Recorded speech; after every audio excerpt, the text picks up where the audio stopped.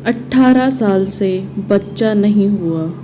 गुड़िया ही सही, कोई बांझ तो नहीं कहेगा। तुम बांझ हो बांझ। सुबह सुबह मनहूस चेहरा दिख गया। पता नहीं आज खाना मिलेगा कि नहीं। 18 साल बाद प्रेग्नेंट हुई तो लगा इस अभागिन के दिन लौट आए। अब ये सब ताने नहीं सुनने पड़ेंगे। लेकिन 2 महीने बाद ही बच्चा खराब हो गया। अब लोगों से क्या कहती, मैंने किसी से कुछ बताया ही नहीं। 6 महीने तक सब यही जानते रहे कि माँ बनने वाली हूँ। एक दिन मेरे पेट में दर्द उठा, डॉक्टर को दिखाकर आई और बेड पर लेट गई। तभी एक पुरानी गुड़िया दिखी। रात में उस गुड़िया के ऊपर आटा लपेटकर बच्चे की तरह बना दिया। खून जैसा लाल रंग कमरे में और बेड पर फैला दिया। फिर जोर जोर से चीखने लगी। उसके बाद जो हुआ पूरी दुनिया जान गई।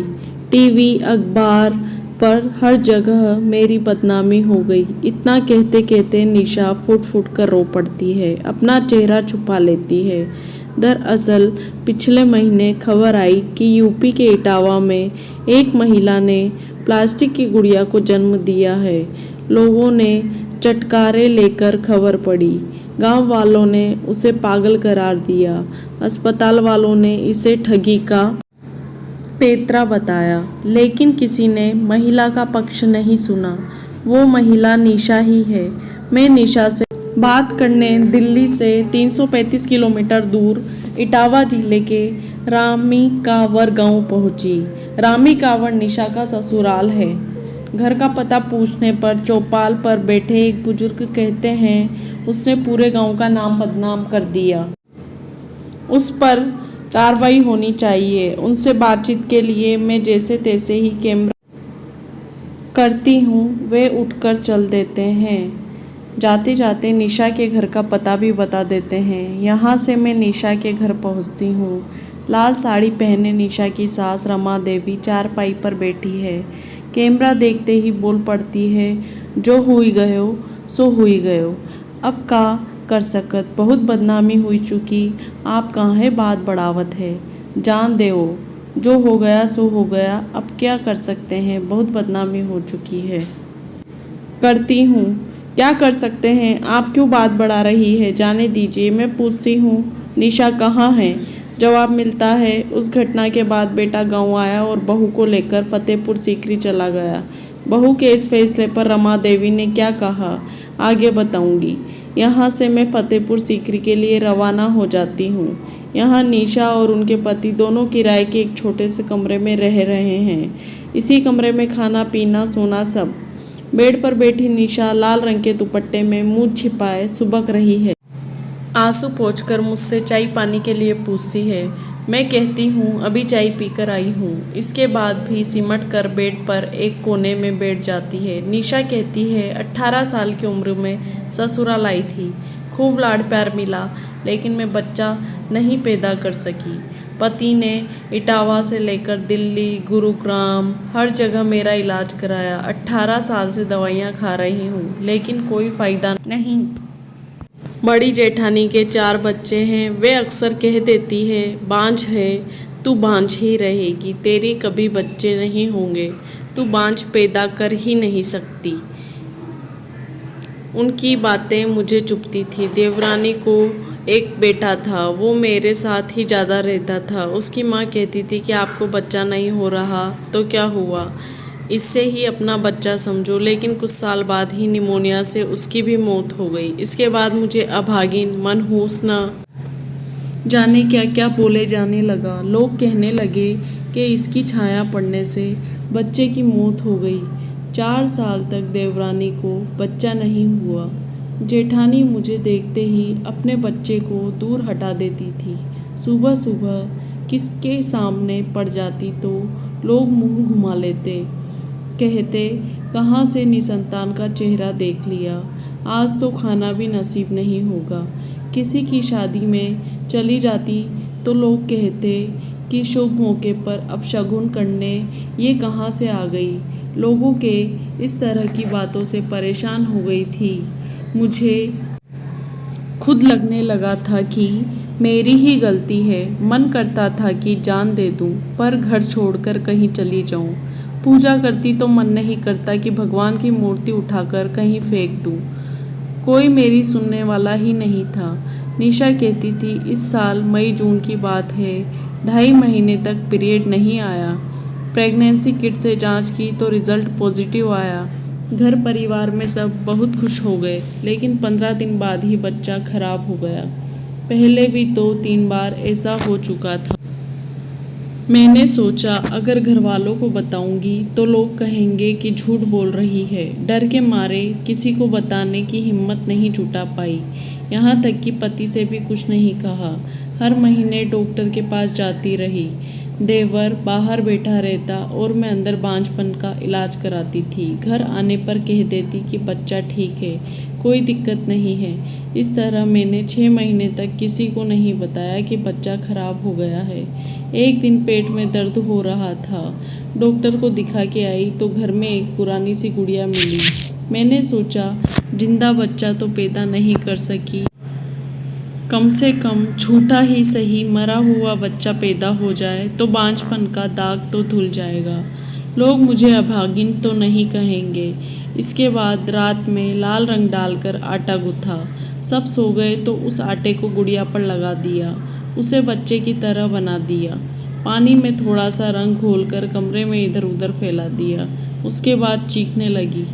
शोर सुनकर सास और बाकी लोग आ गए। तब नहीं सोचा था कि यह जिंदगी की सबसे बड़ी गलती साबित होगी। क्या पति या सास ससुर पति की दूसरी शादी कराने के लिए कहते थे। निशा कहती है, पति कहते हैं कि तुम टेंशन मत करो, तुम्हारे अच्छे से अच्छे डॉक्टर के पास इलाज कराऊंगा, तुम्हें छोड़ थोड़े ही दूंगा। सास ससुर भी पति की दूसरी शादी कराने की बात नहीं कहते, लेकिन मेरी वजह से वे परेशान जरूर रहते। अब निशा की सास के साथ बातचीत पर वापस लौटती हूँ। रमा देवी कहती है, बहू बेटे के साथ रहती है। 6ठा महीना चल रहा था। हम लोग काफ़ी खुश थे। एक दिन फ़ोन आया कि पेट में दर्द है। छोटे बेटे को भेजकर यहाँ बुलवा लिया ताकि डॉक्टर को दिखा सके। यहाँ आए 2-3 दिन ही हुए थे। दिन में बोली, मम्मी बहुत दर्द हो रहा है। मुझे लगा कि कहीं हवा ब्यार भूत प्रेत का चक्कर तो नहीं है, इसलिए मैंने सांझ के वक्त पास के रहने वाले एक ओझा को घर बुलाया। उन्होंने झाड़ फूँक कर दी। उसके बाद बहू सो गई। हम सब भी सो गए। सुबह 3:30 से 4 बजे के बीच की बात है। बहू अचानक चीखने लगी। आवाज़ सुनकर मैं उसके कमरे में गई तो देखा ज़मीन पर खून पड़ा है। पास ही बच्चा पड़ा था। मैं घबरा गई और रोने लगी। थोड़ा अंधेरा था, इसलिए बहुत साफ नज़र नहीं आ रहा था। रोने की आवाज़ सुनकर पड़ोसी की बहू आई। पूछा, चाची क्या हुआ? मैंने इशारा कर बताया कि बच्चा गिर गया। उसने छूकर देखा और बोली, चाची यह कैसा बच्चा है? इतने में पड़ोस की 2-4 महिलाएं और आ गई। कोई कहने लगी, भूत व्याध का चक्कर है, बच्चे का खून चूस लिया है, हड्डियां रह गई है। इसके बाद मैंने आशा को बुलवाया। आशा ने कहा कि बहू को अस्पताल ले चलो। एम्बुलेंस नहीं मिली तो आशा के साथ ऑटो में ही बहू को लेकर सामुदायिक केंद्र पहुंच गई। छोटे लड़के ने कहा कि बच्चे को भी ले चलो, डॉक्टर से जांच कराएंगे। इसके जब भी बच्चे होते हैं ऐसे ही होते हैं। क्या पहले भी मिसकैरेज हुआ?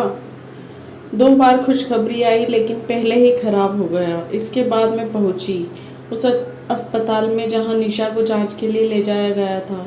यहाँ मुझे सामुदायिक केंद्र के medical superintendent doctor Vinod Kumar Sharma मिलते हैं। कहते हैं सुबह 6 बजे महिला अपनी सास के साथ आई थी। साथ में नवजात बच्चा भी लेके आई थी। देखने से बच्चा मिट्टी की गुड़िया जैसा लग रहा था। हमने कहा कि एडमिट हो जाओ, लेकिन वो महिला चली गई। बच्चा अस्पताल में ही छोड़ गई। इसके बाद हमने बच्चे की जांच की। पता चला प्लास्टिक की गुड़िया पर आटा लपेटा गया था, फिर उसे सुर्ख खूनी रंग से रंग दिया था। महिला ने ऐसा क्यों किया था? डॉक्टर विनोद शर्मा झट से बोल पड़ते हैं। महिला ने अपने बांझपन को छिपाने के लिए नौटंकी की थी। वही रमा देवी कहती है कि उससे बहुत पूछा, डांट भी लगाई, लेकिन कुछ बोली ही नहीं, बस रोती रही। 4 दिन उसकी रखवाली करनी पड़ी कि कहीं उल्टा सीधा कदम न उठा ले। बेटे ने जितना कमाया उससे ज़्यादा बहू के इलाज पे खर्च कर दिया। मैं पूछती हूँ, बेटे दूसरी शादी तो नहीं करोगी? आप दूसरी शादी की बात तो कभी नहीं सोची। इसके बाद मेरी मुलाकात इंद्रेश से होती है। वे निशा की छोटी बहन है और इटावा के एक प्राइवेट स्कूल में टीचर है। वे कहती है दीदी काफ़ी परेशान रहती थी। जब भी बात होती थी तो रोती रहती थी।